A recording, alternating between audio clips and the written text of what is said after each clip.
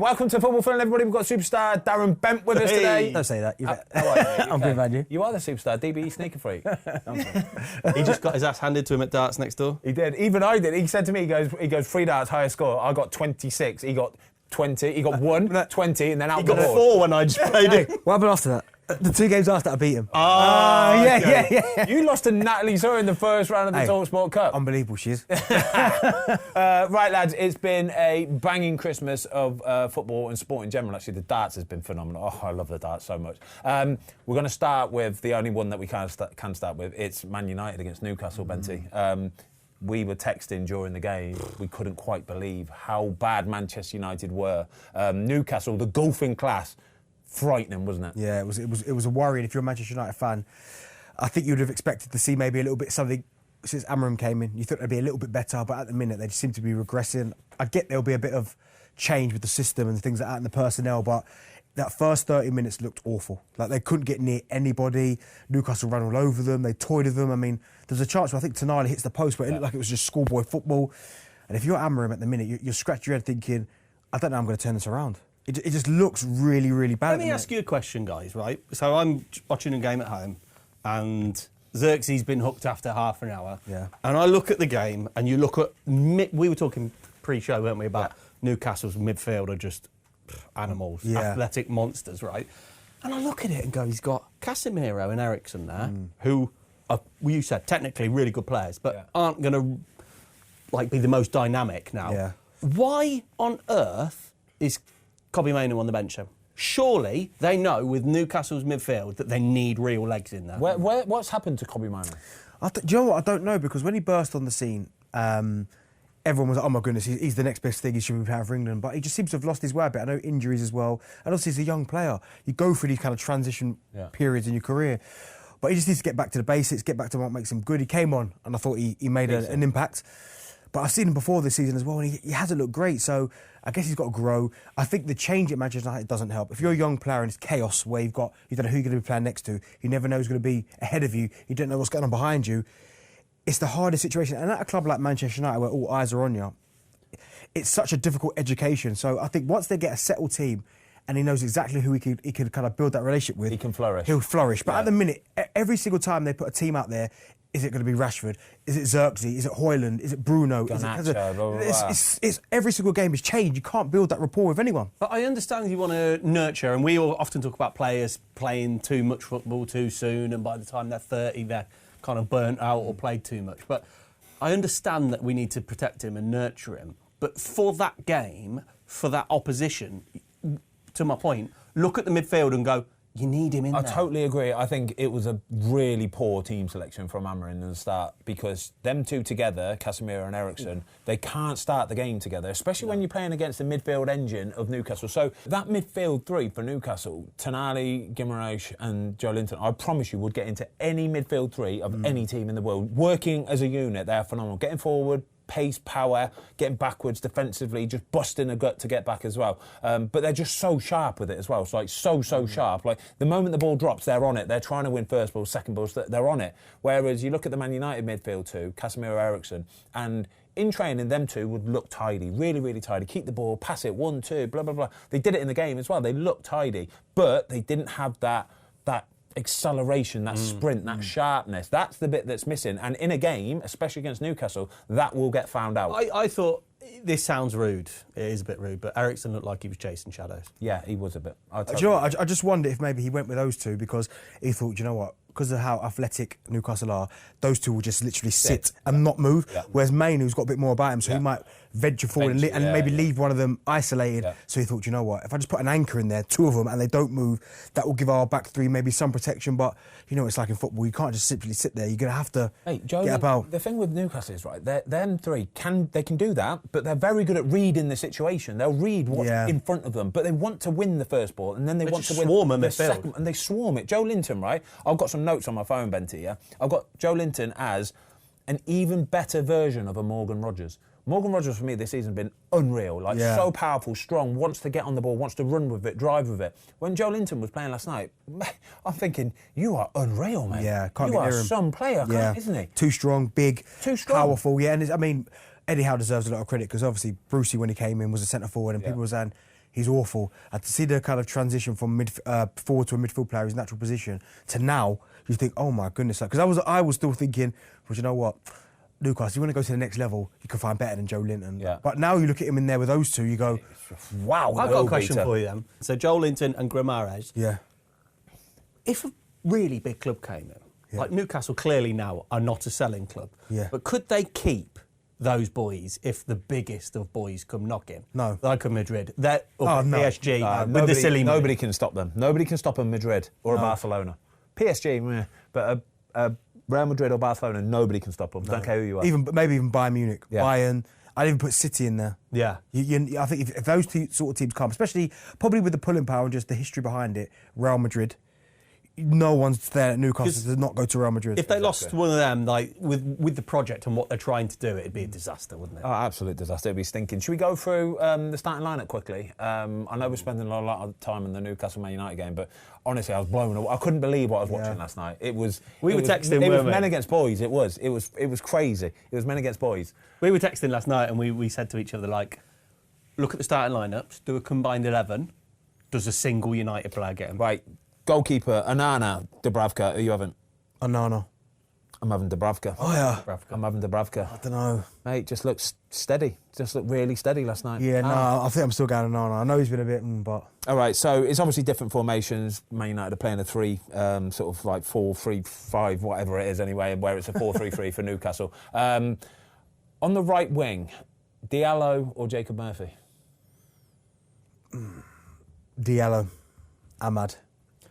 He has been... Right, well... With how bad Man United have been, since Amorim came in, he's been the only one that has made things happen. Jacob Murphy scored about 5 goals and about 5 assists in that time as well. I think that's the one position that you could make the argument, because I think the rest of it will take care of itself. And we were talking about, I think people might go, oh, Dan Burn. No, Dan Burn has been playing really well. He could be an easy target for people to go. This don't even look like Jacob Murphy. I've played against Jacob Murphy. Jacob Murphy's always been a solid, good player. Yeah. It's like he's been given this licence, this role out on that right wing.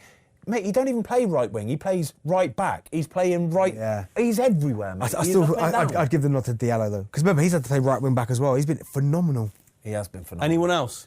That's about it. I honestly think that's about it. You're not swapping Isaac, you're not swapping Gordon, Joe Linton, Tonali, Guimaraes, Lewis Hall at left back. Unbelievable. Unbelievable. You said last week, right, or the week before, you made a comment when you went to watch Palace, Arsenal, and you said Arsenal fullback Lewis Skelly. You said that's England's left back taken care of for the next 10 years, and there was 2 or 3 in the comments going, mate, Lewis Hall? Lewis Hall is right there within a shout. But historically, the last few years, a problem with Luke Shaw being in and out of fitness. Yeah, all of a sudden, you go, that left back looks like we've got a bit of talent coming through. Now we've got an overload now on that side rather than the other side.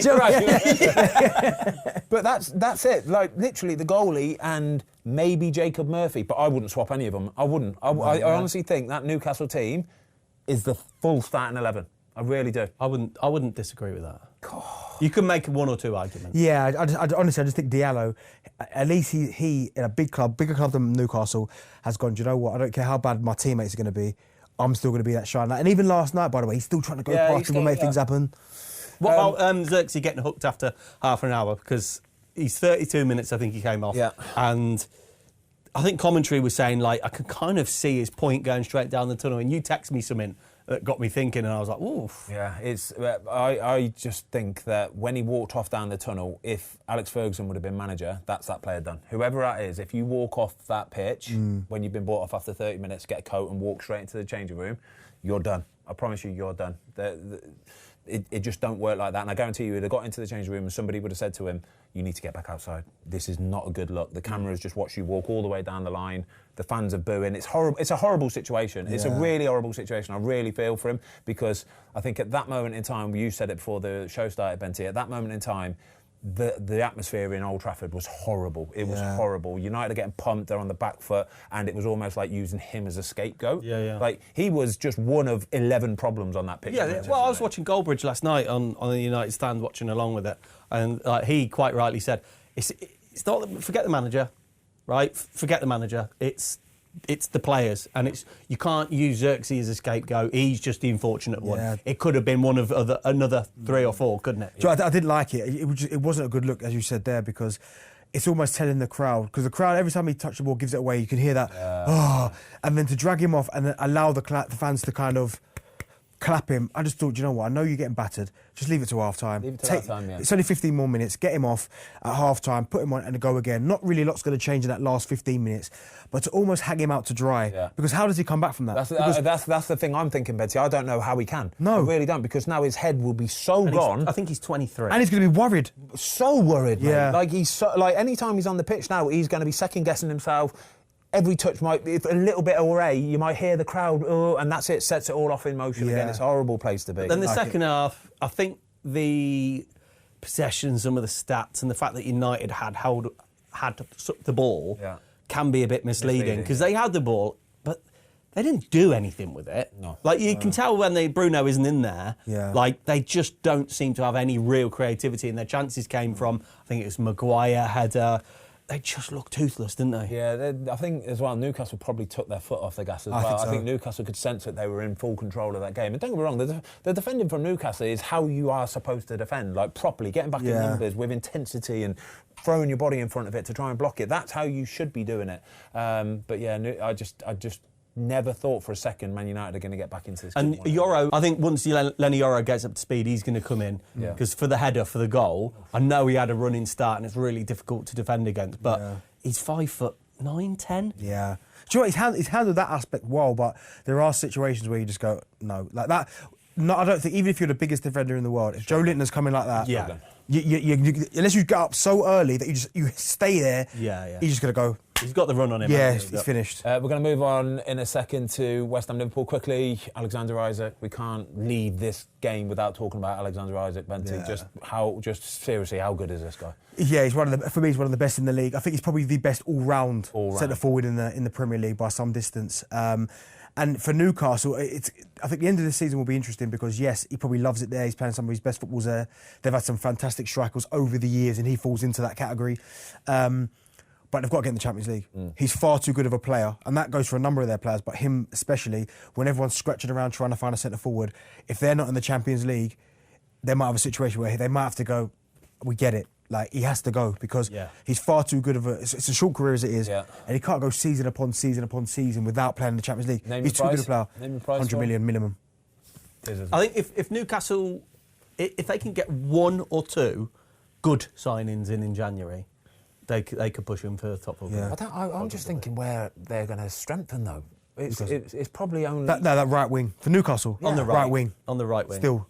Murphy's good now and has been well. Jacob Murphy's the boy, mate. Listen, we can't be... He's a good player. He's the boy, mate, yeah, but in terms of like depth, because they've got Harvey Barnes, right? Yeah. And actually, I looked at their bench yesterday and you go, they've got a decent bench. But I think on the right, I think they need another option up top. Yeah. Maybe in defence as well. Well, they've got... Botman to come back. Coming back, haven't they? Botman, yeah. Right, let's talk about West Ham.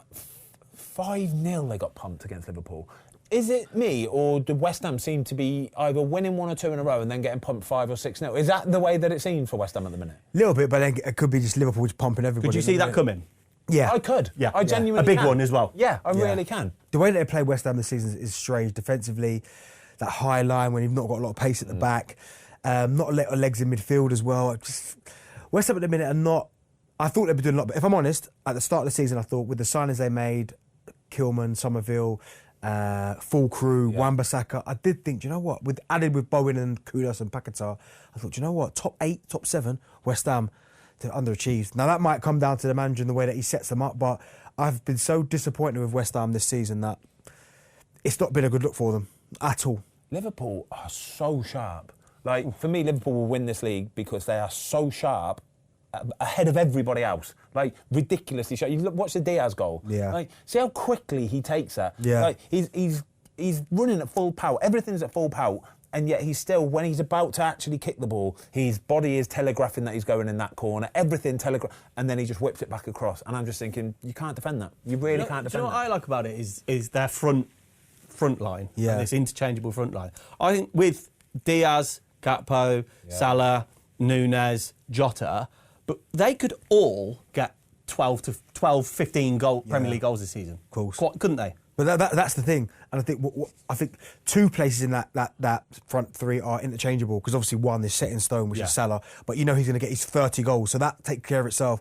But to have those players almost fighting for those two positions, I mean, no one's got that firepower probably in world football in terms of, and all of them when they get opportunities play well.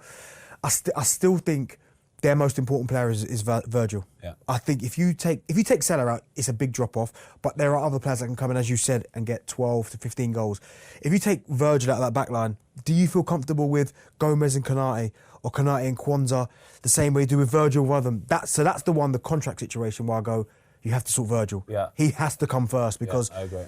You drop him in there, everyone else is comfortable. You take him out, chaos. The thing is, you lose any one of the three and it's going to affect your team. Yeah, it is. It's going to affect your team, and they won't be the same Liverpool, because mentally teams come up against them and they think, well, I ain't going to get no look off Mo Salah, because then you got and then you got Trent, one of the best right backs in world football. Yeah. You ain't getting no change out of any of them. But you start to lose one of them, then you think, oh, there's a little bit of, maybe we can get a bit of success down in there. So it will affect them, but it's going to happen, because Trent is 1,000,000% going to Real Madrid, lads. 1,000,000% he's going to Real Madrid. It's just the way that it is. Do you think that Arne Slot as well, lads, has lost one game since he became Liverpool manager. He's lost one game in 2024? So he obviously took over middle of August when the season starts. He's lost one game in all of that time. That's ridiculous for anybody, but for a new manager coming into a Liverpool team where he's got to fill massive boots and there's massive, that's ridiculous, isn't it?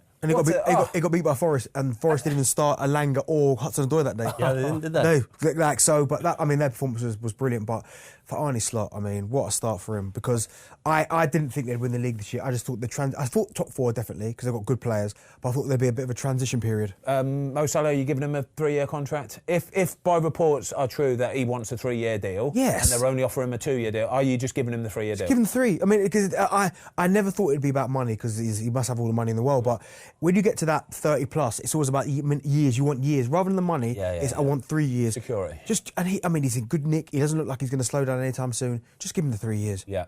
Do you think, Fozzie, that Liverpool will dip off, or do you think this is going to be a year where they just run away? I think they just run away with it. I think they'll just keep going. You'll have the Arsenals and the Chelsea like they did yesterday, dropping points, and they'll get sloppy little draws here and there. And I just think Liverpool will just keep doing this. I think they are so confident, and the momentum is so strong with them at the minute. They're going to go to every team and blow them away. I don't think, when you look back at it retrospectively at the start of the season, I think a lot of people didn't really have their money on Liverpool. Nobody had it. There wasn't a lot of ins and outs. And when you look back at it, you think Jurgen's put them in a really great position, where, like, when Sir Alex left United, they weren't a classic United team. Yeah. But actually, when Jurgen's left Liverpool, they were in a really nice spot. Yeah. And they didn't make loads of signings, and you just think stability. Yeah. And it served them really well, hasn't it? I just like the way they just do it. Every one of them seems to do it properly. Yeah. They work hard, they get back, they get forward. Nobody's moaning. There's no controversial stories about the football club on or off the pitch. It's just they're just a proper team. The improvement in certain players. I mean, Gravenberch playing that holding midfield role. Phenomenal. Like, I always thought he was decent, but to watch what he's done this season, I'm like, oh my goodness. He looks like again, I don't want to get carried away because people go, what do you mean? But he looks like Vieira. Yeah. That type, do you know what I mean? That type of long and rangy, can run with it. Yeah. He's been phenomenal. Let's talk about your boys, Benty. This is their first home win of the season. Massive for Do you know the last time they won a home game? Go on. When I was there. 2002 when we beat Middlesbrough, 1-0. Premier League home win. Last Premier League home win before the Chelsea one. Good stat, mate. Well done. Only because I was involved in it. So I know that. Score. Yeah, 1-0. Did you? My first Premier League goal. Come on, Benty. Yeah.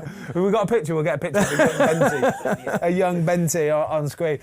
Did you see this one coming, mate? No, I didn't. And do you know what? Just because of the fact that, although Ipswich this season are where they are in the league, I always felt their performances didn't warrant them being there, because the amount of times they've let 90 plus slip. Yeah. But for this one here, I mean, and this is with Chelsea inconsistency, but for Ipswich, brilliant from start to finish. Liam Delap playing well again.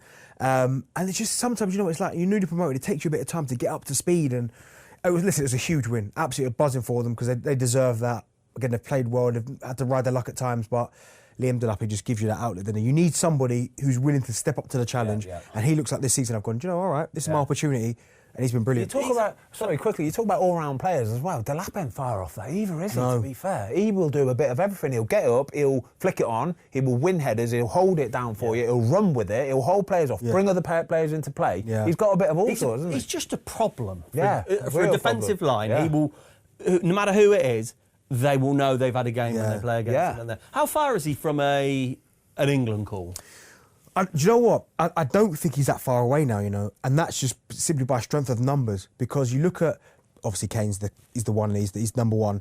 Solanke's done really well, so he'd probably be number two. Yeah. But after that, look at Watkins, hasn't been planned. Duran's obviously taking his spot, but now he's suspended. Ivan Toney's now gone to Saudi Arabia. Yeah. I mean, who else is there? He has to be him, and plus the FA Light guys that have been in the system before. I know Gareth Southgate was big on that. Thomas Tuchel, we don't know, but in terms of English centre forwards, he can't be that far away. Tammy Abraham's not really doing much at AC. I think he must be next in the pecking order. He must be third. Should we talk about the goalies, lads? A double dropping. A double goalkeeper dropping. And honestly, I could see it coming. I really could see it coming. Both of them, to be perfectly honest. Yeah. First of all, Christian Walton for Ipswich. Muric has had a bad run of it, a real bad run of it. A lot of mistakes, a lot of sloppy goals going in. And Christian's been there a while, and everybody knows he's a good goalkeeper. Really, really good goalkeeper. Really solid, really dependable. And even when they got promoted, I thought, it'd be interesting to see whether they stick with you or they'll try and bring somebody in. And a lot of clubs like to bring in a new number one, a big number one, a bigger name, because it's kind of like a statement, look at what we're trying to do. And I thought, that's a bit harsh, to be fair, because he out-get him up. He's a proper solid citizen. You know what you're going to get from him. And he had a fantastic game as well, made a couple really good saves. And then for Chelsea, Sanchez, again, everybody kind of was always doubted him really this season. I think it's probably getting into his head a little bit as well. So they put Jorgensen in goal. And the game was funny, really, because I thought Walton made one save in particular where he's watching the play develop in front of him, and the lad has opened his body up, and Walton's read it, lent his body to the side and managed to make a world-class top-handed save. But the only reason why he makes the save is because he's read what's about to happen. He can smell it, He can see what's happening, and he's read it, and he's made the save. Otherwise, he's not saving it.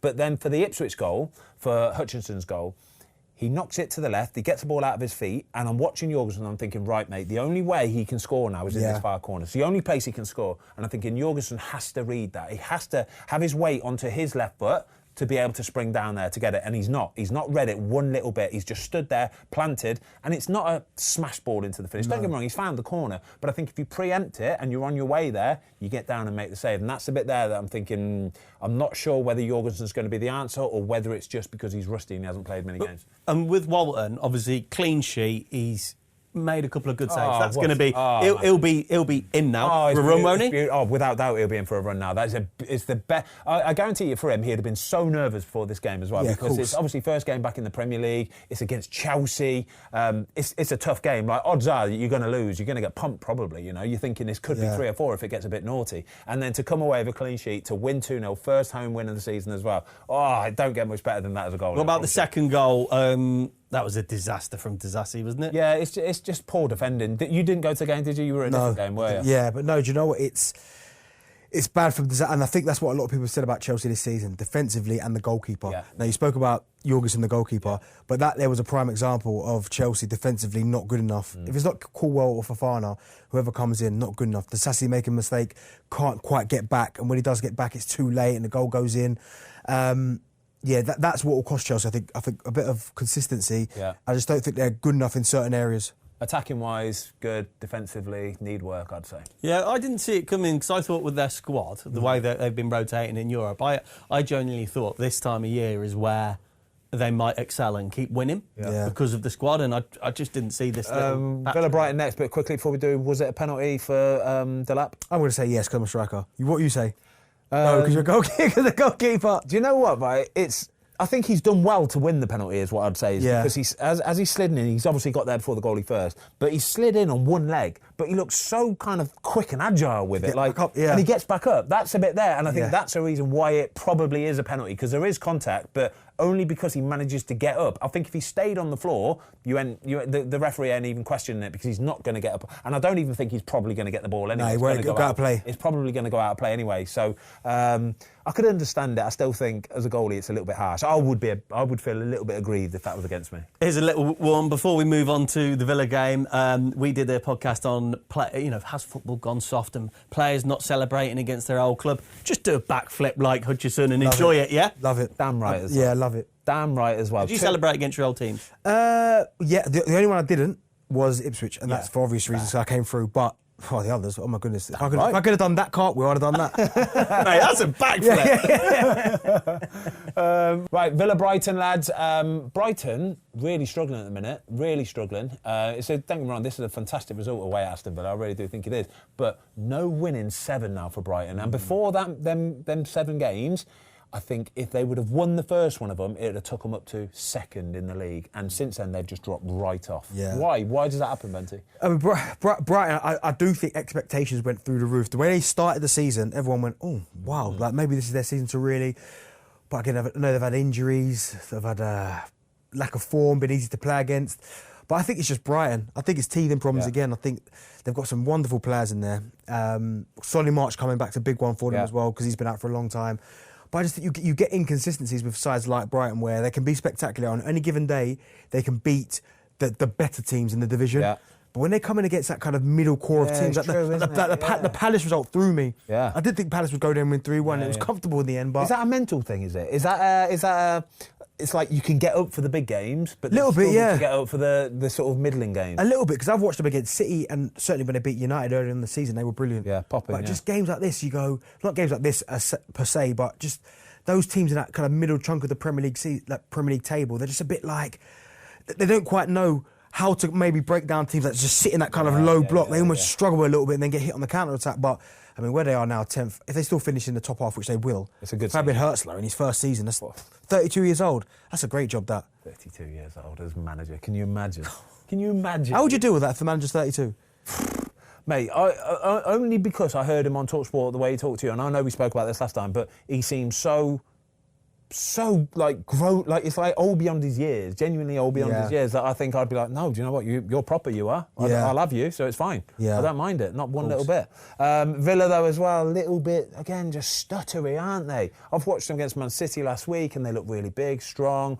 They let that last minute goal in, don't get me wrong, but just sort of fallen off a little bit. I'm sure that's probably a bit of a Champions League sort of hangover as well, isn't it? Let me ask you a question, sorry Benty, on this Villa goal, the Rodgers goal. So we were talking about it beforehand, and I'm watching the highlights of the game, whatever. And then I pulled this one up, this picture on the screen here, Ben.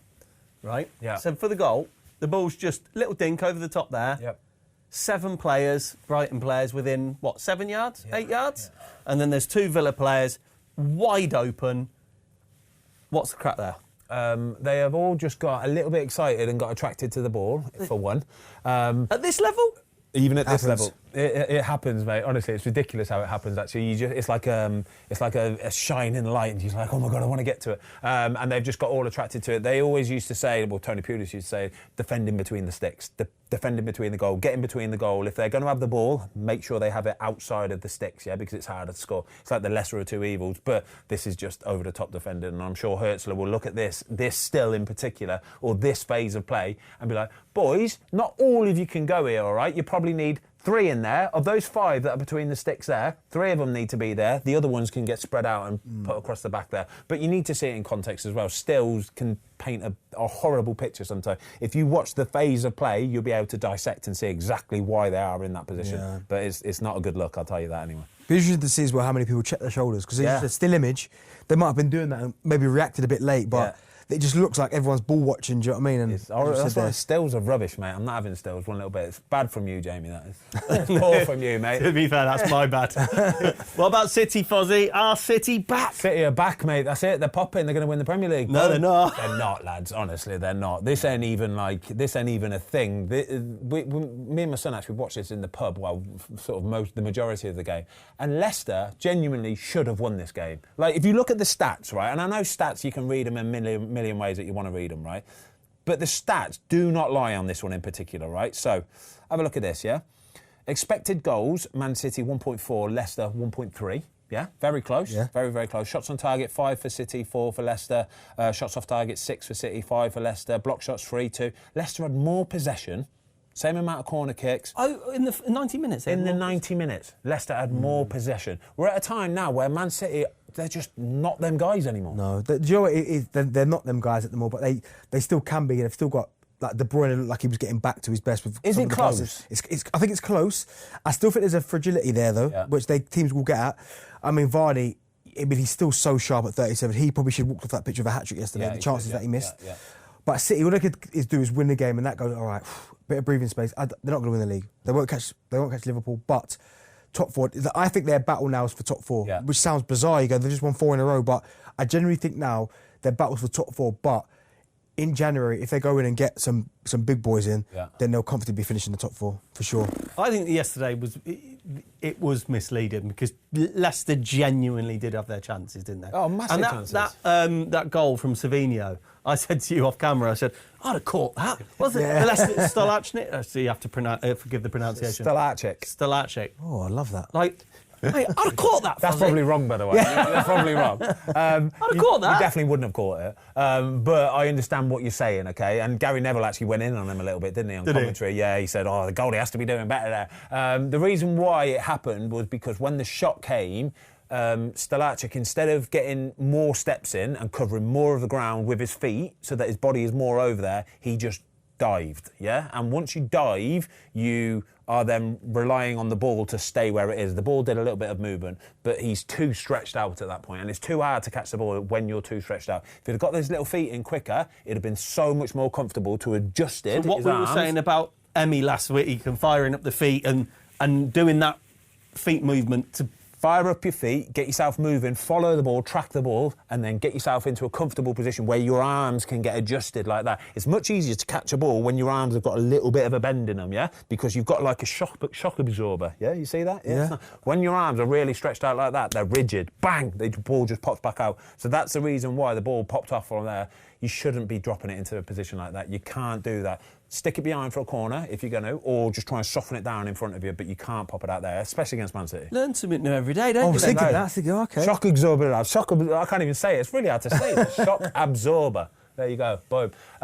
But City, I agree with you, Benty. I still think they're not very far away from it clicking again and then popping again, and I'm pretty sure that pretty soon they're going to pop somebody 6 or 7. Do you know what's funny as well is that you look at Haaland, obviously people were saying that he's the problem. I think he's got 16 Premier League goals, at 15. Still top scorer. Right, no, he's second behind Salah, right? He is, but he you look at his goals, you go, right, fair enough, he's not been at his best.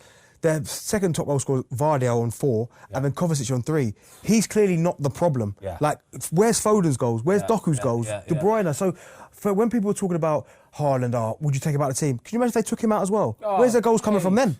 Absolutely zero chance. Absolutely zero chance. I've been saying this for a couple of weeks, Benty, in the fact that, and I know it's kind of all worked in the past when form's good and everyone's confidence is high, but players like Grealish, Foden, they're not playing every week. So how do you play yourself back into form if you're not getting 5 games, 6 games? Well, do you know, I think Pep will give you 5 or 6 games if your performance is at the level that he requires. Do you know what I mean? So I think if you do 1 or 2 things that are not, then he'll just take you out. It's not a problem. But I do think there are players in the team that if you do well, like Gundogan, maybe not this year, but certainly the year before he left, he was playing pretty much week in, week out because he was scoring goals. Scoring a load of goals. Just load of goals. He was doing what the manager wants. So I do think Grealish, Foden and Doku, another wide player, they've got to look at themselves and go, like, Grealish has not scored a goal in 2024. That's not good enough, that. I think I agree with Benty, the reason why players aren't getting a run in this Man City team is because they're not putting the work in. Yeah. You look at Liverpool, the reason why they have a very solid, stable 11, even 13 probably, is because every one of them gives you everything they've got every single match day. They work, they get forward, get back, they give you everything. Newcastle last night, exactly the same sort of thing. That's when you get success, is when everybody's on the same page. But I think Man City have got too many individuals, like we just mentioned, that aren't giving you everything you've got, because you can't give 90%. Even 90%, it's nowhere near it. Yeah. It's nowhere near it. And he won't accept that. He won't accept it. No. He won't accept I'll tell you what it. I did like, Fozzie, is after the game, it's almost like, clearly this has been a reality check for them all, but after the game, there's a little bit of humility and a human side to them where they're not this just ruthless machine in the fact that Haaland saying to Pep, go over to the fans. Yeah. And I think commentary said when Haaland scored, that's like he was smiling and I think he it's looked hit home. genuinely. I think it's finally hit home to him that like winning every week isn't a given, mate. Nobody is guaranteed to. Everybody wants to win the game and everybody wants to win the Premier League, but only one team can do it. Only one team. And I think it's finally hit Man City where they're like, oh yeah, like we're not invincible. Yeah. We're no longer invincible. Do you know what, next season, because they're not again, we don't think they'll win it. Next season will be interesting because I can see them coming out next season. All guns blazing. Good to go again. It's almost like they've had that reset. Yeah. All right, we're still in the Champions League. It's fine. And then next season, okay, here we go again. Could be a good thing for them. Yeah. Could be a good thing. 2 steps back to go 7 forward. Yeah, do you know what I mean? Yeah. It might be. Yeah. Should we talk about your boys Wolves? Another good result for them, by the way. Deserved at least a point. Deserved at least a point. I've been not critical of Wolves, but in the Leicester game and in the last game, I thought we didn't play that well, but got results. But I actually felt we played well against Spurs. Can we talk about the first goal for Wolves, please?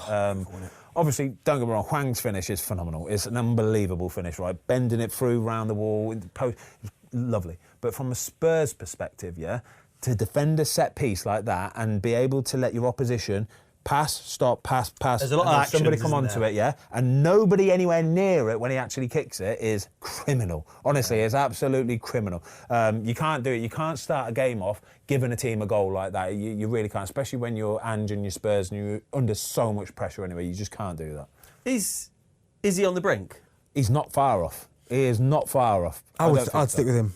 They're going to have to, probably. They're going to have to. Do you know, I think he could be on the brink, and the fans are losing patience. I get that, right? They're booing, though. That's the only thing for me, is when they start booing they start again? Full time, and they're booing all the time. That's my thing, though. Do you start again? Remember, they've had Jose, who's been one of the best. They had Conte, who's been one of the best. They've had Nuno. Pochettino, obviously, people still talk about those years. Do you know what I mean? They've got now Ange. They can't then start again. At some point, I liken it to Arsenal, right? I know, obviously, the rivalry. Arteta comes in. I know he got the success with the FA Cup, but if you look at their league form, he went 8th to 8th. Yeah. And they still stuck with him, even though the fans had turned a little bit.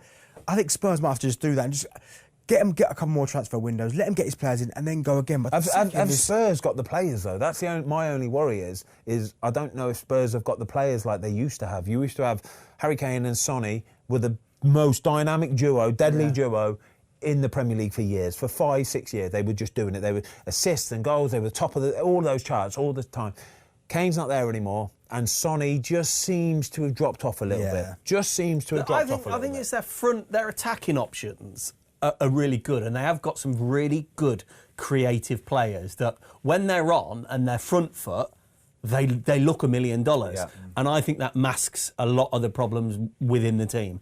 I think they just need more. What's the word? Men, like big, strong men. I think they need like a Newcastle midfield.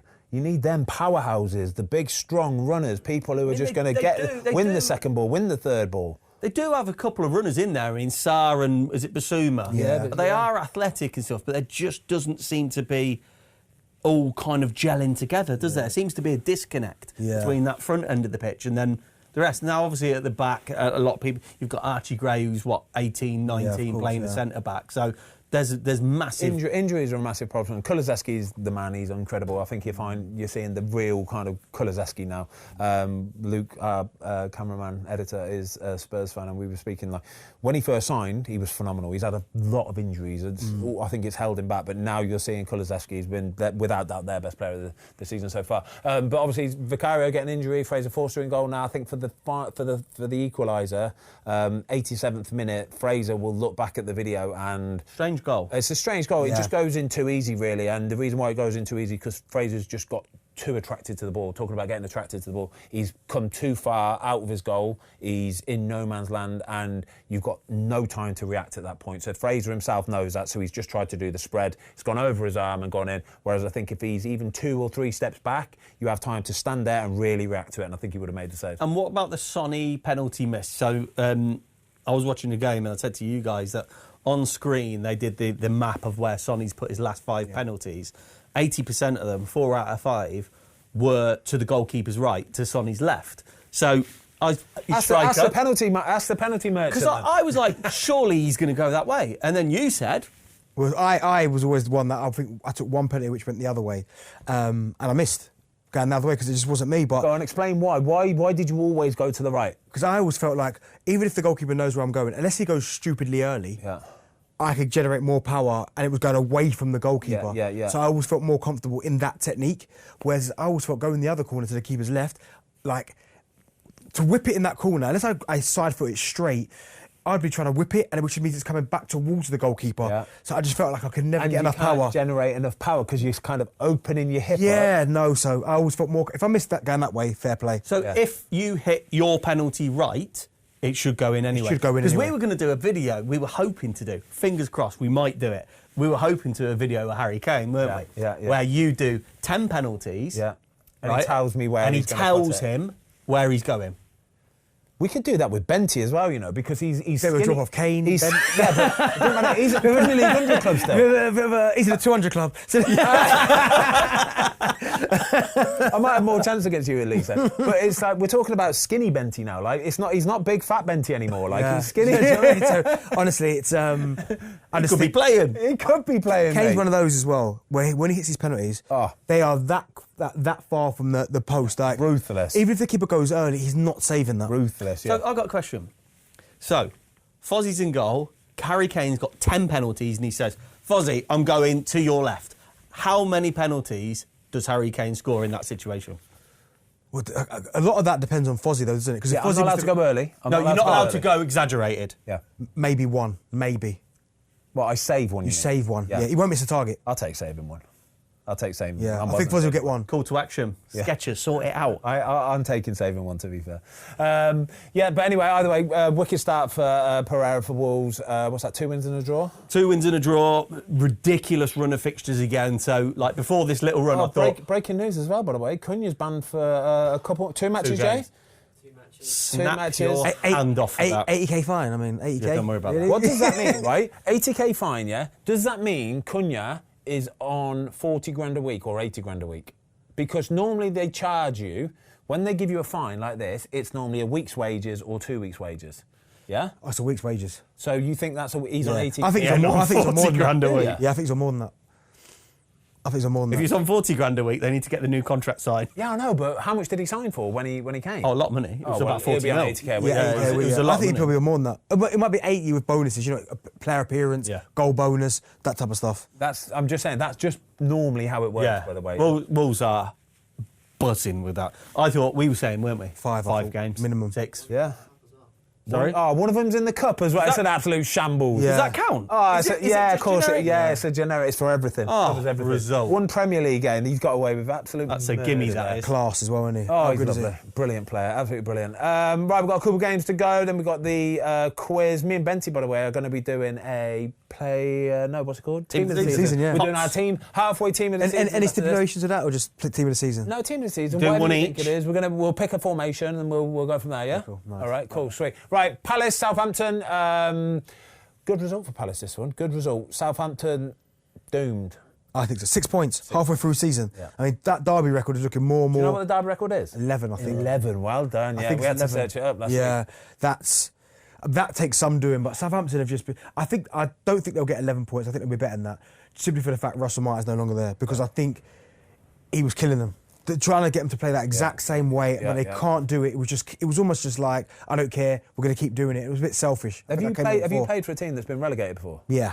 What's it like, Benty, when you're in this position like a Southampton are, where you go a goal up and then it's like, yeah, come on, we've got a chance here. The goal goes in to equalise it. There's a bit of greed. Rambo definitely was fouled, by the way. And then it's like, you know what's coming, don't you? Yeah. Do you know what? There's two thoughts of process, right? So the first one is when you go one up, because you've not been in that position that many times this season, everyone's like, what do we do now? Retreat. It's a little bit like, well, we've not been in this position before. Like, so you almost go back into retreat mode where you probably shouldn't, but everyone just goes back 10 yards. So you just invite the pressure. Yeah. And then, secondly, when the other team does score, you almost go, oh my, we know what's coming here. That's our chance gone. We're not going to get more opportunities. And just the negative thoughts just propagate. It's horrible. When you're in that position, right, and they finally pull the trigger on Russell Martin, Fozzie, if you're that group of players, what's your reaction like when they bring in Juric, who has no Premier League experience, and kind of a lot of people are going, who?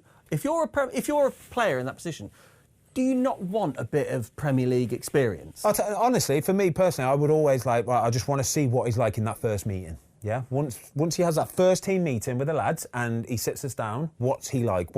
Does he draw us all in? Do I feel like I trust this man? Will I follow him? That's what I want to see. First impression. First impression means absolutely everything. If it's a bad one, I'm thinking, oh no. What about you, Benty?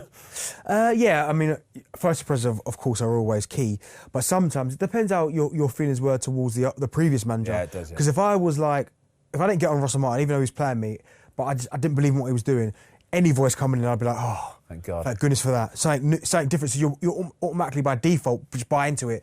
But after a couple of weeks, if you start to assess it and you go, I'm not sure about this character, players make decisions very, very quickly. Yeah. But I just think it just depends on your relationship with the previous manager. And what about this? Was it a foul? 100% it was a foul. On Rambo? No chance. No? Mate, have we got, like, this picture that we've got on screen here does no justice whatsoever, right? So I don't think you're allowed, as a goalkeeper, having played a few games, yeah? I don't think you're allowed to get your arm and push somebody away, especially a goalkeeper, yeah? You're not allowed to do that, Benty. I don't think he pushed him. I think he just kind of held him off and Rambo. Stronger than him. Even you said earlier, you said the bar now has been risen, hasn't it? Yeah, rightly so. From before, you used to only just breathe on a goalie and it was like foul, whereas now you're getting away with pushing a goalie into the back of the net. So our goalie's stronger. Is Mateta just stronger? You know he didn't push him into the back of the net. He gives him a little he holds him off, and then he falls into the net. And listen, I love Rambo. That's not a foul. Right, Mateta is stronger than Rambo. Yes. That's not even a given, but that don't even come into it, right? When the ball is in the air and you're not actually challenging it for it there and then, you're not allowed to get your arm and push So if if the boot's on the other foot and a goalkeeper comes through bodies, he's not allowed to touch anyone. He's allowed to, if he's got his eye on the ball, right,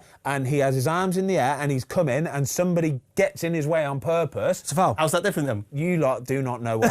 No, honestly, that's not a foul. Rambo there has to be stronger. I'm fuming. I'm absolutely fuming for him. I feel so sorry for Rambo here. It's a shambles, it is. Mateta, you're a bad man.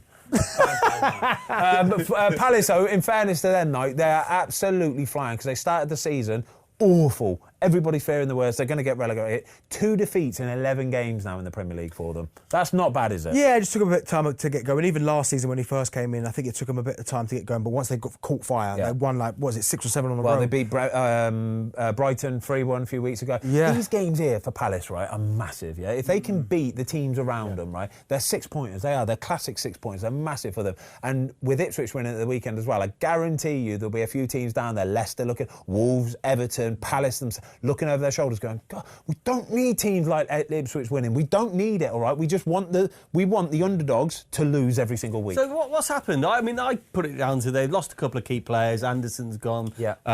Elise's gone. Water's been injured. Water's been... Eze's back in the team, firing. Palace, like I said, I've watched them a couple of times in the last couple of weeks. They're a decent team. They are a decent They're team. a very decent team. They're well-drilled, well-oiled. Will Hughes is pulling the strings again back in midfield. Sarr looks like he's like prime Watford Sarr. I promise you, he looks like $1 million. Absolutely. Gay, he's still there. He's unbelievable. He can play for any top team in the country. Acquire seems like he's finding his feet. Exactly. I like the look of him, to be fair. Yeah, I do. I really like the look of him. He's decent. So I think Palace will be absolutely fine. Easily, yeah. Rambo, obviously, wasn't fouled for goal, but that save, fantastic save. Beautiful save, mate. Absolutely beautiful save. Like I say, Sarr, mate. Sarr's an absolute baller, but yeah, fantastic save for Aaron Ramsdale. I'm happy for him as well. It's been a tough season for him, to be fair. It has been a tough season. He's got his broken fingers as well. Southampton are bottom of the league. You wanted to ask a question about what a goalie would do with a glove like that if he had to try and punch it? Yeah, so Rambo's got this modified glove. Yeah. And I said to you, like, if he comes out and what's to punch what's it, the crack? What does he do? So what he'll have underneath that glove is his fingers will be strapped together straight, like firm, solid, right? So you can kind of bend them in. That looks so weird. Doing that earlier on, I thought, you can bend them like that, but you ain't punching it, all right? If you punch it, the pain is like frightening, right? So what you're going to have to do, if it does come to punching, first of all, you try and go with your other hand. But if it needs must, you're either boshing it like that with that side of your hand there, or like that's about all you're going to do. You're just going to have to try and get some sort of contact on it, yeah. You know, if you palm it, though, would it not like, still hurt. Oh, yeah, rock the life out of it. Can you imagine it, mate, as a goalie, if you've got broken fingers, every single catch is a wincer. Every catch you're going, oh, that stings. Oh, that stings. Horrible, mate. And when you talk about broken bones, I know it's only your finger, mate. If anybody out there has broken your finger, right, if you try and give me a high five, you know what it feels like, yeah? It kills. Absolutely kills. You know, you were talking about goalkeepers and X factors. Yeah. Right? Every goalkeeper needs an X factor. One of, I think, Rambo's X factors is his resilience, right? Because he's in a team that are bottom of the pile. Yeah. He doesn't change. Nope. He will keep coming and coming and coming. It's good, isn't it? Isn't he? Like, it's really, really good. Yeah, I like it. It's a real good quality to have, is that you don't care about the situation. You don't care about what predicament you're in. You just got your job to do, and you focus on doing it. You try and help your players as much as you can, but you've got a job to do at the end of the day, and that's what he does. Love it.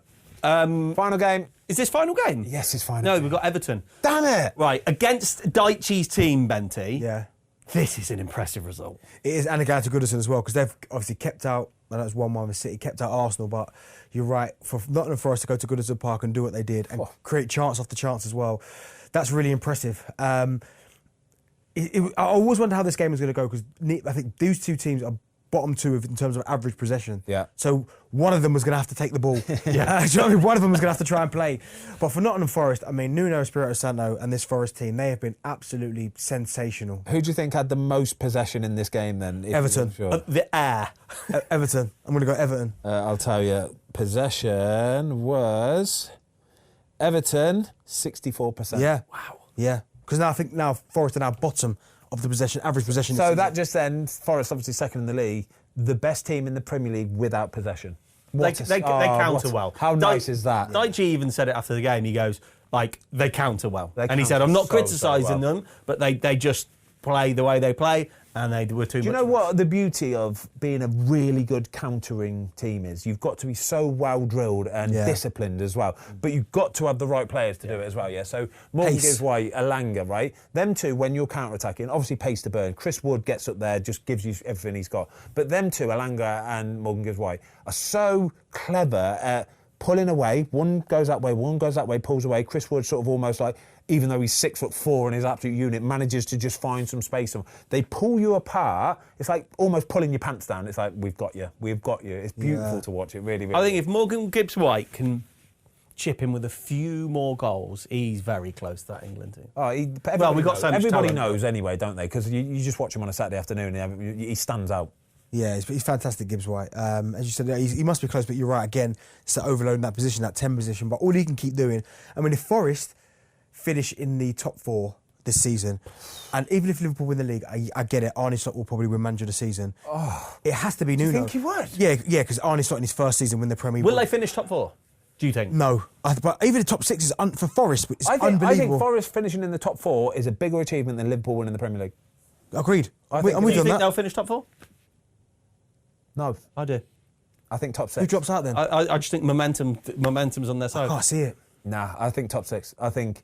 I said this a few weeks ago and I'm getting pelters on Twitter for it, for saying it, but when you are this sort of team, subconsciously you take your foot off the gas a little bit. You do, you just do. And I hope they don't, because I love watching them win every week. I love it. I love watching Chris Wood. I really hope they can just keep it going, but it's so difficult to do. Yeah. It's so difficult to do. We had another question we wanted to ask everybody is, Chris Wood now is 80 goals in the Premier League. He's 33 years old. Just turned 33. Just turned 33 years old. Sorry, Woodsy. What'd you call him? Woodsy. What did you call him? Woodsy. There you go. Yeah, Woodsy. Can he get to that 100 club? I think he can, but... No, I don't think he can. Can he get to that 100 club? Yes. Love that. Does he? Yes, without doubt. Right, so we are halfway through the season. He's still got another... 19 games to play this year? This season? Yep. That's 8 goals he's going to score. That's a big shout to say that's 8 goals given. Hey, he's their main man. He will score 8 more goals this season. And then 12 next season. 12 is a good year. Few years. 12 for Forest in the Premier League. 12 is a decent number, yeah? Oh, massive. Depends, but you've got to think, at his age now, this season has been brilliant. Yeah. If next season there's a slight drop-off, they'll just move him on and bring someone else in, wouldn't they? I think what he'll do is he'll just go to the bench, but he'll be that guy that comes on for the last 10 minutes, 15 minutes, and just go, right, let's rough him up a little bit. I think it'll be touch. If he does, I think it'll be like 102, 103. What are you? 106, so please don't get to 106. Oh, we love it. But Forest, well, like I said, we're doing our team of the season in a minute, and I might have a few sneaky little Forest players in there, you know, a few sneaky ones. But for Everton, quickly, before we move on to the final game, Everton genuinely looking over their shoulder because they've got some tough games coming up as well, and with Ipswich winning, is very, very saucy at the bottom of that league now. Very saucy. Am I fair in saying like they're going to be 15th, 16th? Mate, it's not that simple. I'm with you on that. I'm with They'll you. stay up. Yeah. Mate, I'm with you, but it's not that simple. If you get into a rut and you start losing a load of games again, right, But that's been Everton for the last few seasons. Yeah, they had that at the start of the season. They looked absolutely. They're on good. 17 points now after 18 games. They've got a game in hand, in fairness, but they're still only they're 2 points above Ipswich. That game in hand's massive. And their goal difference. That's Liverpool, though, isn't it? Or was it? Yeah, What's Liverpool. really- Of course it is, Liverpool, yeah. What's The going to be abandoned one, wasn't really it? interesting is if Ipswich can string a few together. Oof. That's going to make the league. Can they really do that? interesting. I think so. Final game, we're coming to you for this one, Benty, because you were actually at the game, weren't you? Yeah, Working the it. game, yeah. Fulham 2, Bournemouth 2. Good game? It was a good game. Two good teams. Two teams. I mean, Bournemouth, they're sixth in the league, Yeah. flying Areola, and Fulham, two good teams.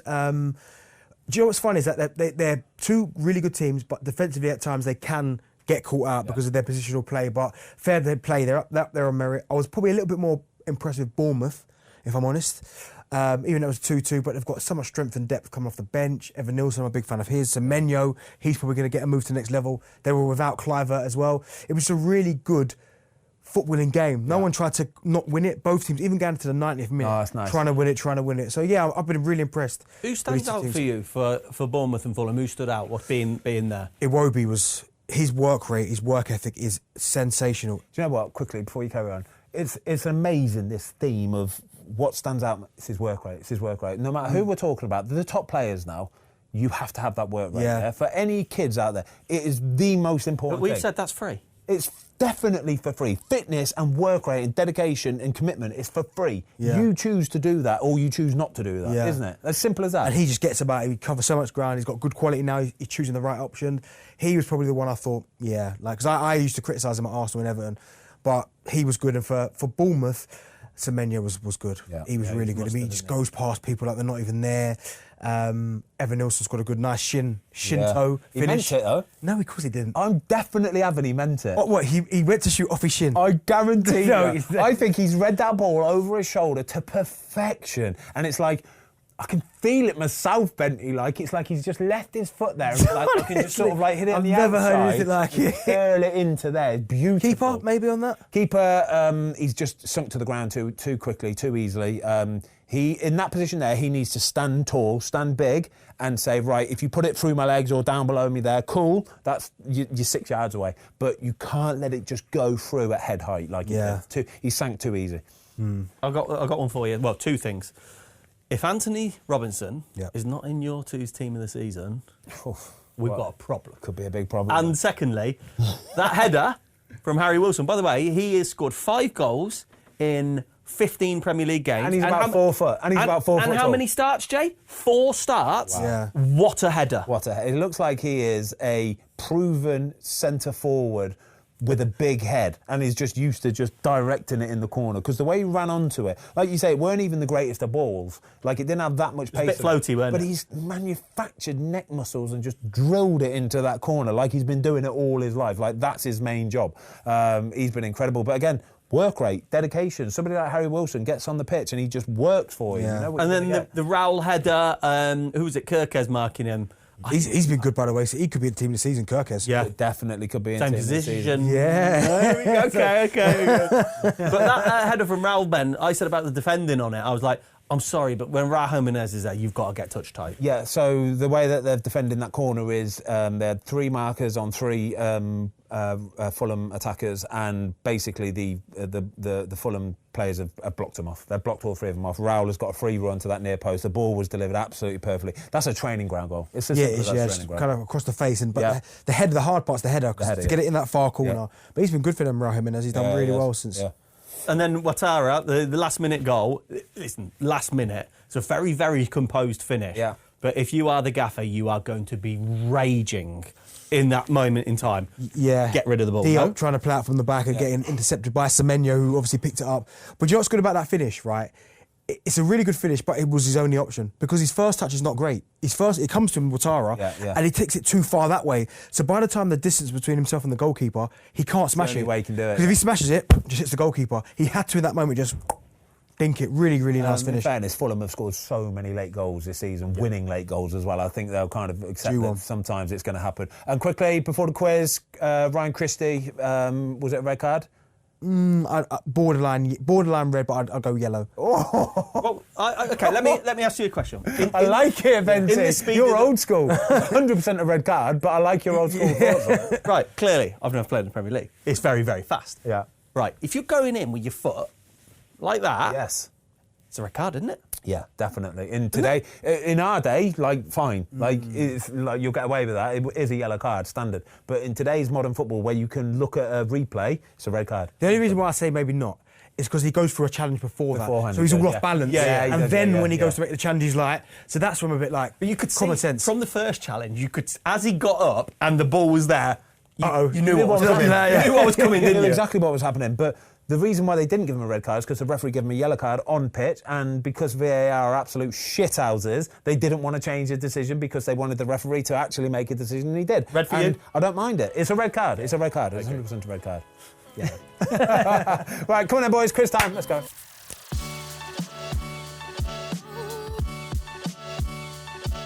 Ladies and gentlemen, welcome to the final quiz of 2024. This year we have done 45 football fill-ins and a Christmas quiz, which means we've had over 550 questions this year. Really, Jamie? So, yeah, Round of applause for the quiz master, by the way. thank you. I'm talking about Leukaemia. And Lukey Boy. Lukey Boy smashed it Well last done, week, Jay. by the way. It was incredible. The scores on the doors is Tom with 8 points, Ben with 6, Watto on 4, and Darren Bent representing the guests today on 1. Who was the Blame- one that won blame the- guess. who was it? Ben Tozer. Toes one, didn't they? Yes. And hopefully, I've got a commentary question this week as well, Oh, because got that was good. Colin the copycat around, is he? No, In the copy. the comment said they liked the commentary questions, so I thought I'll bring them back. It was good, yeah. We did. So it's a famous bit of commentary, and you have to say So what did Luke do last week? Jamie Vardy. It's Jamie 11 Vardy. 11 heaven. It's- Yeah, yeah. Who's it against or? No, you don't No. know what it is, Name- but it's a famous bit of commentary, and it was, what was the commentary, Luke? Name the player. Yeah, his name the player. Yeah. And the commentary was, it's 11 heaven. It's Yeah. 11, it's heaven for blank. Oh yeah, I got it. Yeah, Vardy. Yeah. And I loved it. It was a great question. So I've got another one for you today. Come on then, let's go. Question 1. Ruud Gullit was a player manager for Chelsea in 1996, but can you name one of the other 2 players to do so for Chelsea? Viali. Viali is the correct answer. Done, Banty. Glenn Hoddle is the other player. Yeah. Yes. Because Ruud took over from Glenn. Yes, he Very did. good. Heavy start. Rest in peace, yeah. Yeah. Yeah. Question 2. In the last 2 decades at Manchester City, only 2 Englishmen have won the Player of the Year award Phil Foden. at the club. Phil Foden and Joe Hart. not Joe Hart. They're both out. They're both No, out. I've got one right. No, I said, can you name one of them? You jumped and I in said too early. Phil Foden and... Can you repeat the question, please? course I can. Thank you. In the last 2 decades at Manchester City, only 2 Englishmen I know have it. won the Player of the Year award. Phil Foden and...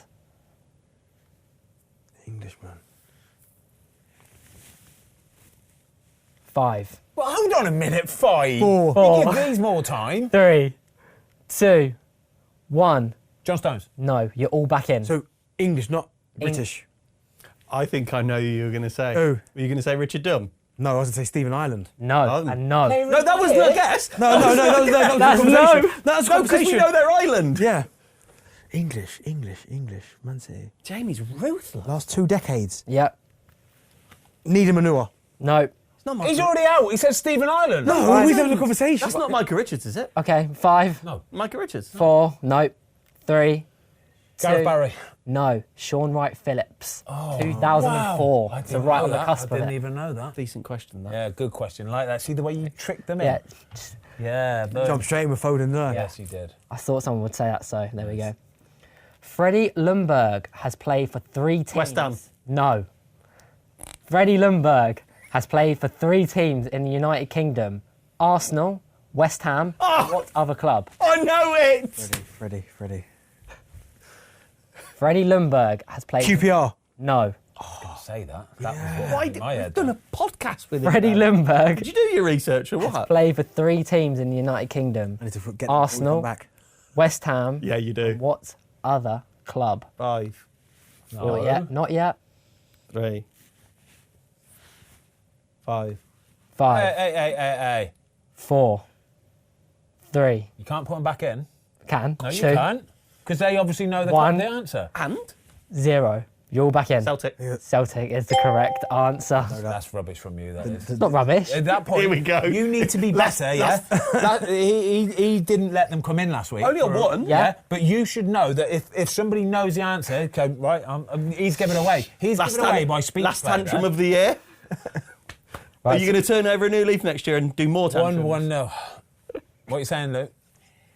I'm not sure about that. No, it's Yeah. fine. Quizmaster. It's I fine. think it was I great, agree. Jay. I It's missed great. you, mate. Don't worry. Question 4. Commentary I question. won't put you back in, Tom. I'll put you back in. Someone's crying. Question 4 is a commentary question. So you have to name the player that the commentator... about. Yeah. Okay. So I've cut out the 2 first sentences because it's quite obvious. Ronaldo. No. He's out. Ronaldo. And you are out, Tom. Yeah, I know. That's fine. If it had been Ronaldo, then I'd have walked out. I thought he was going to do that Peter Drury, famous No. from, you know. Too obvious. Do we do the voice as well? No. No, No. no, You don't want the voice? no, because it makes it harder if you don't. Okay, I was quite excited to do the voice anyway. Go on, do the Yeah, do the voice. Do the voice. I want to hear the voice. The unthinkable unfolds before your eyes. This was not meant to happen. This could not happen. This is happening. Barcelona, extraordinary. 8 minutes from elimination. Di Francesco does not know where to go. Iniesta does not Sergio know Roberto. No, and no. It is a Greek from Mount Olympus who has come from the 7 hills of Rome and has pulled off a miracle. Are we all back in? We're all back in. Can you do it again, please? Yes. I think I need you to read it rather than Yeah. just... Rather than just The unthinkable unfolds before your eyes. This was not meant to happen. This could not happen. This is happening. Barcelona, extraordinary. 8 minutes from elimination. Di Francesco does not know where to go. Iniesta does not know where to look. It is a Greek from Mount Olympus who has come from the 7 hills of Rome and has pulled off a miracle. It's obviously Greek. Greek. And Striker. I'm going to give you another clue. So the first part of it is Roma have risen from their ruins. A Greek player that played for Rome. Greek player that played for Roma. Greek. Peter Jury. Greek player that played for Roma. In my head, I mean, I'm not going to say that actually because I'll be out then, won't I? But Greek player that plays for Roma. Yeah. Oh, so my answer, I'm just talking to myself. Yeah, it's fine, it's fine. I wouldn't Di know. Natale, name that played at Di Natale. So the commentary starts. Roma have risen from their ruins. Then it goes, player, the Greek god in Rome. The unthinkable unfolds before our eyes. This is a Greek player in Rome. Yes. I wouldn't know. I know Georgia Samaras, that's it. You'll give up? Yeah. The answer is, Oh, I didn't say I'd give up. go on then. 5, 4, 3, 2, 1. Yeah. Konstantinos. That's Manolas. Oh, Manolas. I don't know who that is. You've never heard? No, it's one of the best commentaries ever. Rubbish question. Yes, it is. Yeah. I guarantee everyone at home If gets it was about a famous player that anybody goes- actually knew, it goes- right, it'd be wicked. It goes, Roma have risen from their ruins. Manolas, the Greek god in Rome. Did you know him? Yes. Liar. I did. I did. Yeah. He's a Who liar. else did he play for? Yeah. How old is he? What position? Play for Roma, centre back. Header, Manolas. last minute. Don't remember that. No, mate. Oh, do you know what? In my head, I had that commentary. I had the Barca PSG. Yeah, me too. That's what I had in my head. Whatever it Yeah. was. I'll give you this, Jay. You're a good bullshit. Do you know what you've done, right? You've taken a fantastic idea, yeah, and you ran with it, but you dropped it. No. And it's smashed everywhere. Well, all over the at least floor. it wasn't Ronaldo. Oh, it's good to have the chaos back. Love it. I think people in the Still- comments were like that. Still. 0. 0. Next question. Question 5. What club has Robert Huth and Joe Cole both played Chelsea. for at the same time? Chelsea is the correct answer. Quick on that. Chelsea's 4-2 victory over Bayern Munich in 2005 Champions League quarter-final. That's a good is an question, example. that. What club links the player? Yeah. Thanks, Tom. Question 6. Let me back in on the next one. What is the term called when a player scores directly from a corner? Didn't say anything, just... What is the term called when a Set player play, set play. scores directly from a corner? There No. was a name for it. Not a set play. either. I've So- played a few games. So Cunha scored from a corner last week. What is the term A called goal? when he scores directly from a corner? I've never heard that. Direct free kick? No, Am I back in yet? no, Ben hasn't gone yet. What? You know it? No, but I'm just going to throw another one out there. Just think about it. It's arcing. Oh, no, you can't do that once like we're this, out. I Fine, like it's this fine. You're giving him hints. He's on a donut. It's fine. It's fine. Yeah, but we're only on 1. 2. 5, Arced. 4. Curling. Nope. 3. Arced delivery. Nope.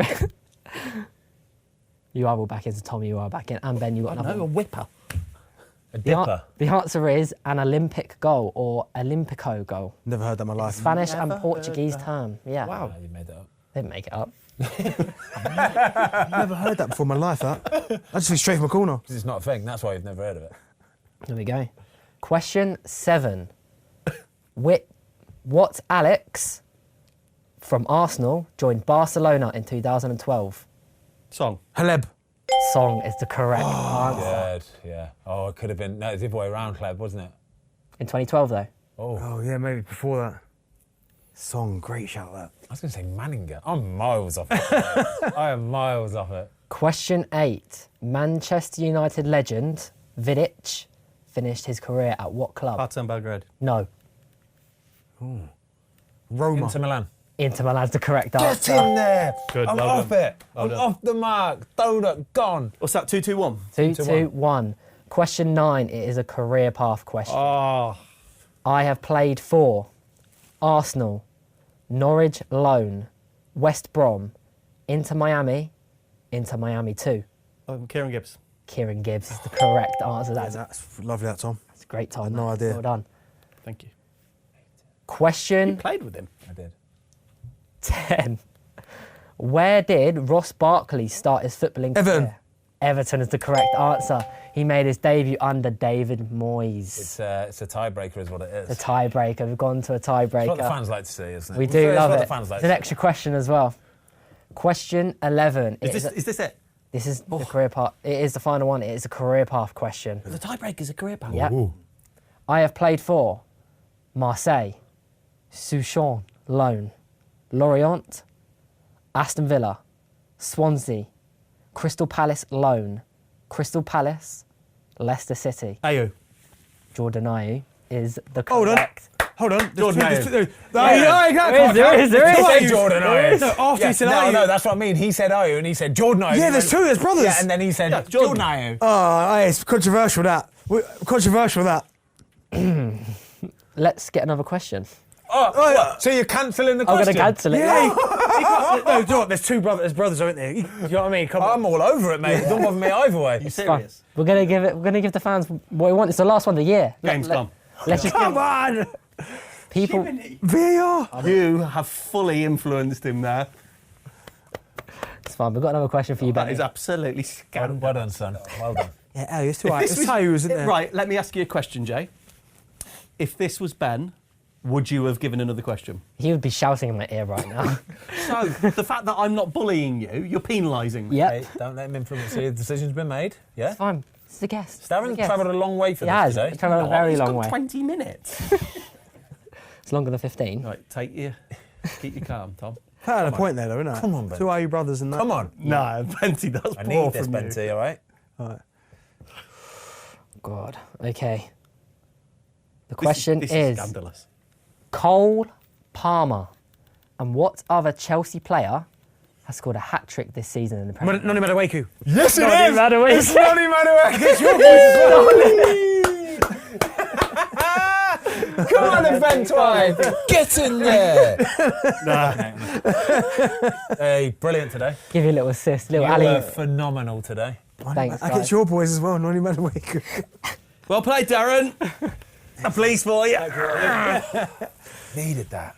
Needed that. There we go. That is the quiz over for the year. Brilliant. That was Guests good. are now on 2, thanks to Benty. Thank you very much. I think we need to bring Luke back in the new year. No chance. That's out of order. You were amazing. Just next time, do the commentary thing because it's a stayer. Yeah. Just do it on a famous player. I that we think might know. I think a lot of people would have got that in the comments. Okay. But let us know Let us know. in the comments down below. Thank you. Footy manager players would have got it. Yeah, that's about it. And probably FIFA players. How as long well. ago was this goal, by the way? Like 2019. It was when like Roma came back and scored. Like Don't even remember the winner. Oh. They were like 3-0 down and they came back. Because you said Iniesta, that threw me as well. Because I thought, but he was the manager. Was he the manager? He was still Yeah, playing. Di Francesco, and then I put Iniesta as well. Does not know where to go. Where did you get that See, that's from? what threw me Where up. did you just put famous commentary clips and? No, it's one of my favourite commentary bits I've ever heard. So that's why I put it in. Oh, I like the Ronaldo when he made his second debut at Old Trafford in his immaculate. Oh, Against Newcastle. Too obvious though, isn't it? Who was in goal for Newcastle that day? Dubravka. Nope. Pope. Nope. Nope. Freddie Woodman. Yes, well done. Do I win the quiz? Very good. Very good. Well done. See you soon, you lot. Happy New Year. Well done. See you next year. Bye-bye. Yeah.